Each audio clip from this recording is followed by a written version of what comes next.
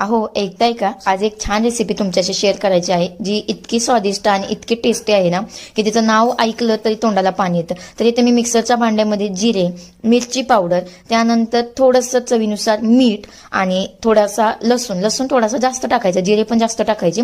त्यानंतर हे मिश्रण थोडंसं पाणी घालून ना छान वाटून घ्यायचं. यामध्ये आपल्याला हुळग्याचं पीठ मळून घ्यायचं आहे. त्यानंतर त्याच भांड्यात शेंगदाणे असे छान पाणी घालून वाटून घेतले. त्यानंतर इकडे कढई तापायला ठेवली, त्यामध्ये 2-3 चमचे तेल टाकले. त्यानंतर तेल तापल्यानंतर त्यात जिरे टाकायचे. जिरे छान तडतडले की त्यामध्ये मिरची पावडर, हळद हे छान टाकायचं. हळद, मिरची पावडर छान फ्राय होऊन द्यायची. मग त्यामध्ये आपल्याला जेवढा काही रस्सा हवा आहे ना त्या प्रमाणात त्यात पाणी ऍड करायचं आणि चवीनुसार मीठ. आता याला इकडं उकळी आणून द्यायची, तोपर्यंत आपण इकडं पीठ मळून घेणार आहे. तर पीठ मळायला आता हे जे काही मसाला वाटलाय ना यामध्येच मळून घ्यायचं. थोडंसं तेल टाकलं म्हणजे पीठ छान मऊसूत आणि हाताला चिटकणार नाही असं छान मळून घ्यायचं. थोडंसं पाणी जर लागलं तर गरम पाणी ऍड करायचं. तर अशा प्रकारे आपलं पीठ तिंबून छान रेडी आहे. त्याच्यानंतर मी थोडंसं वरतून अजून तेल टाकलं, तेलामध्ये छान पुन्हा मळून घेतलं.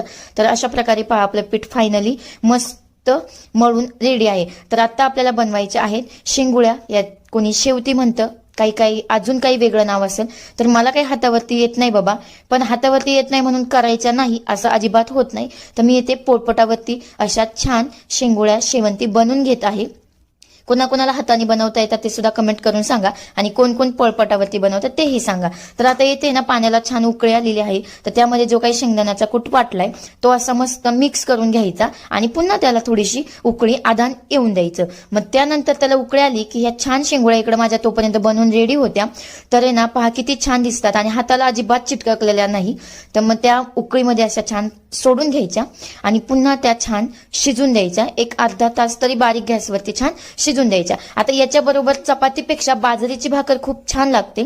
तर इकडे आपली बाजरीची भाकर सुद्धा बनवून अगदी रेडी आहे. आणि आता फायनली आपल्या शेंगुळ्या शेवंती रेडी आहे, बाजरीची भाकर आणि त्याबरोबर भात. तर रेसिपी आवडली असेल तर नक्की लाईक करा.